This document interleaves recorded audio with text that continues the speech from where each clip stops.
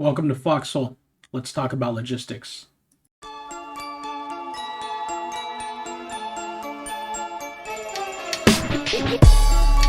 The quickest way for me to explain logistics is to break it up into 5 categories. It's going to be resource gathering, refining, transportation, production, and then delivery. Now, if you're looking at the map, I am in the training zone in the starter region where you just spawned. This is the deployment area. If you're a new player looking to do logistics after watching this video, don't go to the new training area unless you absolutely want to. Head straight to where it says deploy. You'll spawn somewhere over here. You go to the deploy, you press E near the airport or E near the docks, and a map will pop up, and you go ahead, just click on where you want to deploy. Number 1, resource gathering. So for the sake of this video, I am going to be teaching you guys in the training area. I'm going to teach you the basics and what you need to know to get you out there immediately. The most basic material is going to be scrap, which produces most of the equipment that's used out there on the front lines. And on the map, whether you're in the starting region or in the main world, it can be identified with this screw right here. Now, there are going to be 4 main ways to get scrap. Once you're here at the screw on the map, the scrap field looks like this. Everybody spawns it with a hammer. You can manually hammer it like this, or you can use the second way, which is a sledgehammer. Now, the sledgehammers aren't readily available until it's been appropriately researched through the technology tree. This is not a tech video, this is just logistics. So if the sledgehammers are available, you'll know because you can make them. If they're not available, they haven't been researched yet or nobody's made them. The third way is to use an auto harvester like this vehicle. Now, again, this is a logistics video. I'll teach you guys how to make this later, but you just hop in by pressing Q so long as it's unlocked. If it's not unlocked, you get a wrench, you crouch towards the middle of it, and you click on it to unlock. As you can see, there's nothing to dismantle nearby, so we know it's unlocked. You hold the left mouse button down, and it auto harvests quickly like that. That's the third way. Now, the fourth way would be to find a map icon that looks like this. Salvage mine. It looks like this. There are multiple different types of mines, but this one happens to be a salvage mine. And all you're doing is you're going up to it, you're filling it up with diesel, and I'll show you how to produce diesel in a minute, and you can retrieve the salvage directly from it. Just like that. Let me drop all these and show you guys something. You can go inside of a truck, pull up to the salvage mine. You can shift click E or you can press E. And you can literally hold shift and withdraw 3 at a time, or single click and withdraw 1 at a time. Now, there are going to be 3 different types of trucks. One's going to be the standard dune truck, as you see, the dune transport. There's going to be the load lugger truck. I'm going to provide a picture on screen so you know what it looks like. And then there's also going to be the fuel runner truck. Now, all these trucks serve a purpose based on efficiency. This standard dune transport can hold 15 slots of any materials, resources, crates that you can get your hands on. The load lugger is meant specifically for transporting raw materials such as salvage, such as components, such as sulfur. The fuel transportation truck is going to be specifically for diesel fuel and or liquids. Now, for new players, what you want to do is you want to handle one thing at a time. You want to either do the resource gathering, you want to be doing the transportation, you want to be doing the production or the refining. You don't want to be doing everything at one time because then you'll get burnt out. We don't want you to be burnt out. We want you to get good at what you're doing so you know how to do it efficiently. And then you can work your way down the line. Logistics is a long-term game, whereas fighting on the front is a short-term game. You know, you die almost instantaneously when you get out there for the first time. Now, I will say logistics is one of the most important roles in Foxhole. So in order to do it efficiently, you have to weigh your options. Do you want to use the regular transport because you're doing a diverse amount of things and you have a cook timer that you're waiting for, so you can use the regular transport to just run back and forth really quick and do small quantities of stuff? Or do you want to do the load lugger, which you can transport a larger amount of raw materials? Or maybe you want to transport fuel but you don't have a fuel container and a flatbed to transport large quantities of fuel or materials. So you want to use the fuel runner to just do it really quickly. All that's open air interpretation, and it's really what you want to do. And I'll show you the flatbed right now. Now, for the new players, I recommend using trucks, but if you want to use a flatbed, I'll show you what they look like. I'm going to post a picture on screen of the flatbed, as well as the two items that are really important that you can transport resources in. You basically take the either liquid container or the storage container, you put it on a flatbed, so long as it's packaged, using a crane.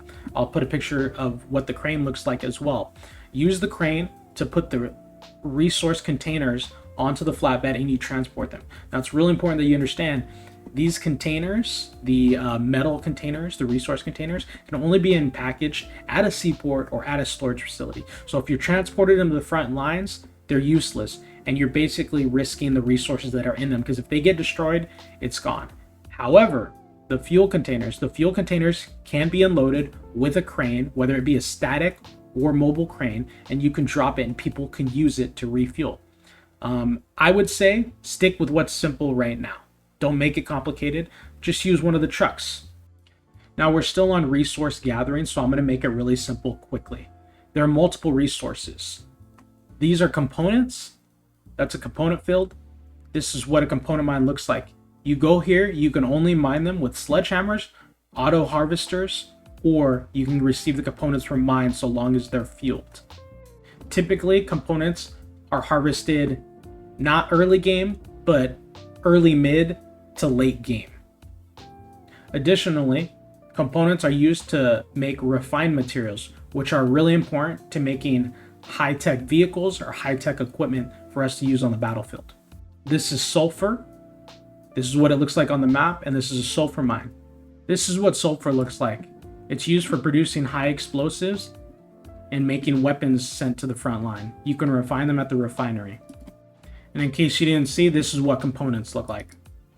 Now, once you have your resources in your truck and ready to be refined, what you're going to do is you're going to make your way over to the refinery, and it can be identified on the map by the hammer icon. All you're going to do is drive up to it while you're in your car, because it's the quickest way to do it. Press E on the front of the refinery, and you're going to see you have a personal and public tab. If you're doing the full spectrum of, resource gathering to delivery, you could do personal. If you're doing one aspect of it and you want to supply the war efforts, you could do public. So I'm going to do I'm going to do public, and I'm going to shift click salvage. I want all my salvage to be turned into BMATs. Like this. All my salvage being turned into BMATs. All you're going to do is you're going to click diesel. It's a refine rate of 10:1. So you need 10 salvage to turn into 1 diesel, and you click it like that. Now you can also turn salvage into explosive powder needed for grenades and small explosives. It's also a 10:1 conversion rate. Now say you've managed to gather yourself some rare components. It's a 20:1 conversion rate. You need 20 components to make refined materials, which is important for higher tech weapons and vehicles such as tanks, as well as armored vehicles. Any complex vehicle that isn't going to be a truck needs refined materials.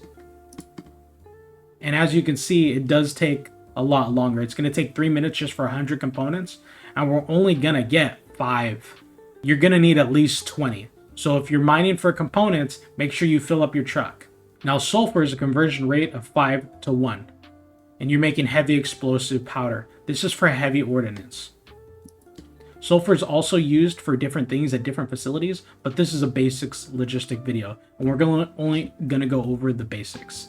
So as you can see, I'm retrieving basic materials from the stockpile. We can retrieve 60 at a time by shift clicking on the stockpile. And the reason why we're retrieving basic materials is because I'm going to show you that now that we are on the refining process, once you've finished your refining and done maybe 1, maybe 3 loads, your basic materials are now cooked, and we can now take them to the factory for production. That's refining. And now I understand refining is a short segment.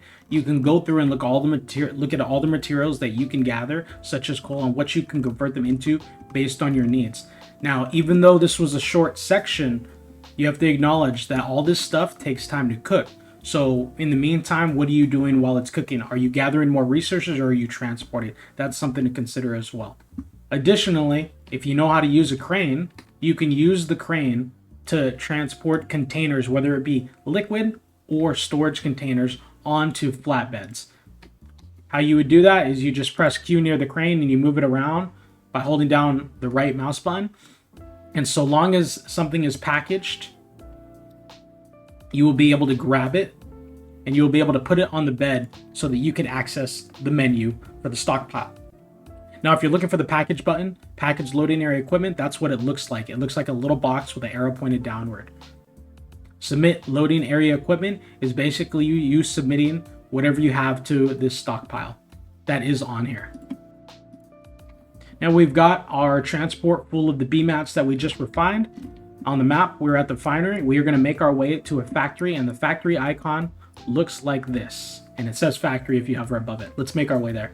Now that we've got all our resources that we wanted to use gathered up into the transport truck, we've made our way safely, hopefully, to the factory. And you press E.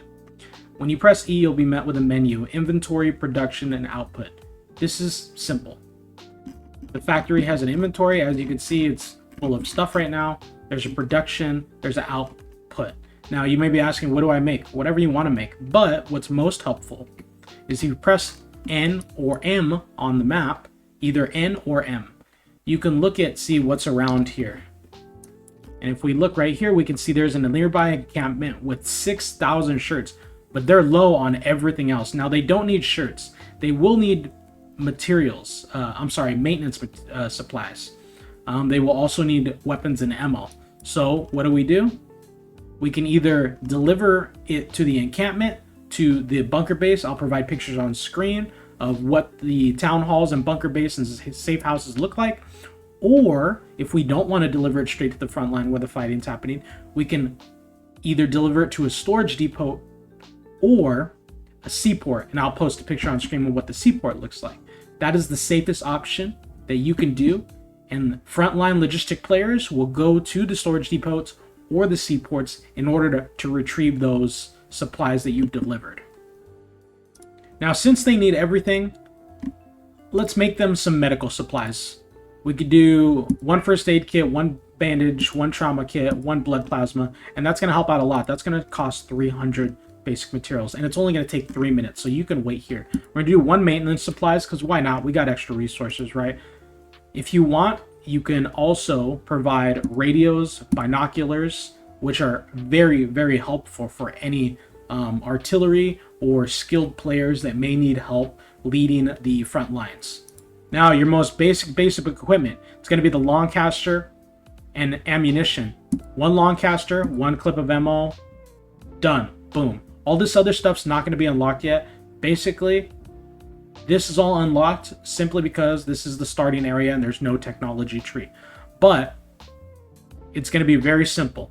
When you're transporting ammunition to the front line, one gun to one of the kinetic munitions, whether it be one submachine gun to one 9mm or one rifle to one clip of rifle ammunition, 7.62. And make sure you're looking and seeing what ammo it takes, because the Hangman rifle doesn't take 7.62. The Hangman takes 44. Same thing with the assault rifles. It takes 7.92. Grenades, if you have explosive powders, are always very helpful. Now, most of the time on the map, if you're looking at the map, we look right here near the encampment. There will be, and I'll put it on screen, and I'll also show you later, there might be something above this that has a blue little pin, and you can hover over it, and it might say something like logistics, what they need. Some people will be requesting what they need. So that you guys know, it's always important to check. You will always need shirts, you will always need gun and ammunition, and you will always need anti-tank explosives. Those are the three main things that people will always need in order to fight back. Now, if we look here, the most easy thing to make to fight back with that only costs basic material is going to be your Neville rifle and your 20mm ammunition. And you can make that all the time, so long as you just have basic materials. It's absolutely fine. You need explosives for everything else. So if it's too complicated for you, that's absolutely fine. Leave it up to other players. You could learn later if you're in the thick of the fight. Obviously, you can toggle through all this stuff. If you're transporting medical supplies to the front line, it's very important that you also produce some physician's jackets to go along so those medics can keep everybody alive. Tap through the items, familiar yourself with all the items and what you can potentially be supplying. Make your best judgment call. If you're a solo player, thank you.